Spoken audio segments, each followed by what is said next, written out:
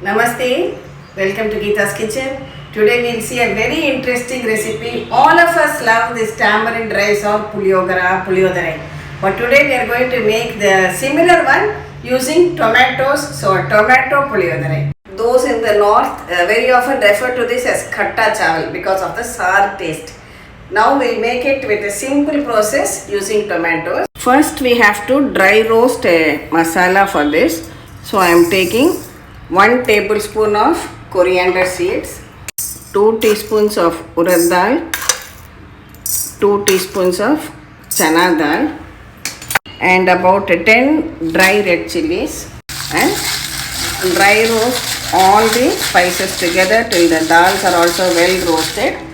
This is our traditional spice box.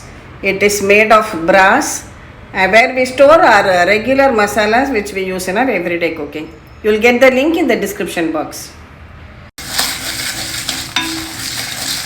Everything is well roasted. I will just remove it onto a plate and allow it to cool a little bit. Separately, we will make one more powder. Here I am using 1 tablespoon of sesame or til seeds. I have used the white. You can use white or black, whichever is available.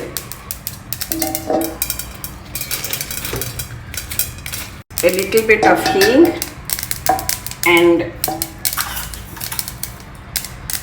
1/4 teaspoon of methi seeds. The til will splutter, so just be careful. Do it over a low flame.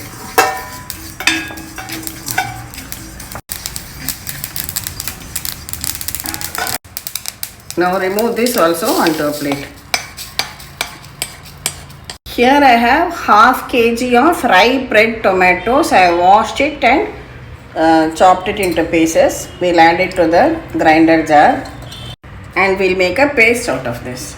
Now I'm adding sesame or til oil to it to give the authentic taste. Heat the oil and add in a handful of peanuts or groundnuts. When the nuts are well roasted, just drain it out from the oil. Aside. Now in the same oil, we'll add some mustard seeds, urad dal, Channa dal, about 3 dry red chillis,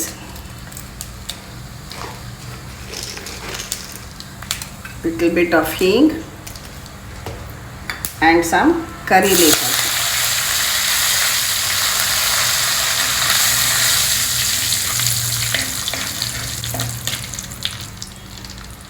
Add in some turmeric powder and we can now add this ground tomato paste. Don't add any water while grinding the tomato, just blend it as it is and mix everything well together like this. Now add some salt and allow this to cook very well till it thickens nicely.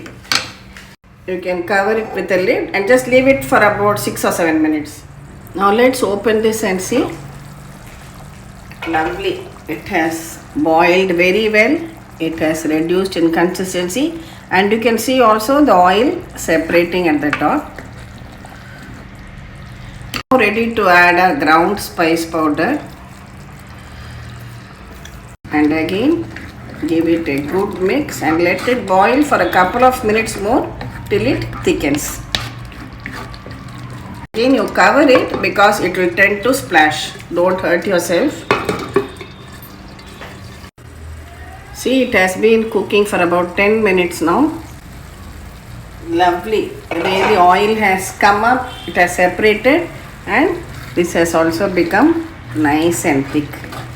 So this is how we want the tomato Gojju or tomato Pulihora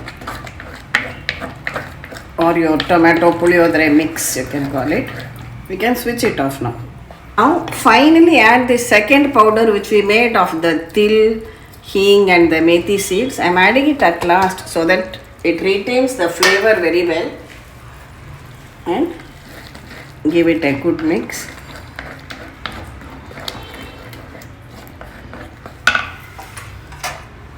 Also our fried groundnuts we can add to it.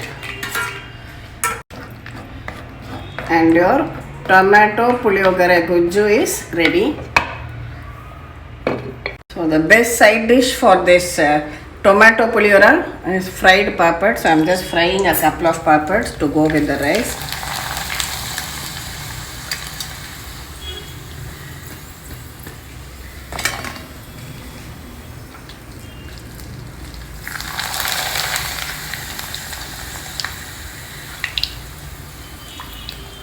I have already cooked some rice and kept ready. Our Gojju is ready, applams are ready. We only have to mix it now.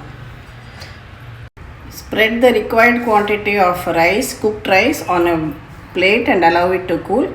Just add a teaspoon of oil over it.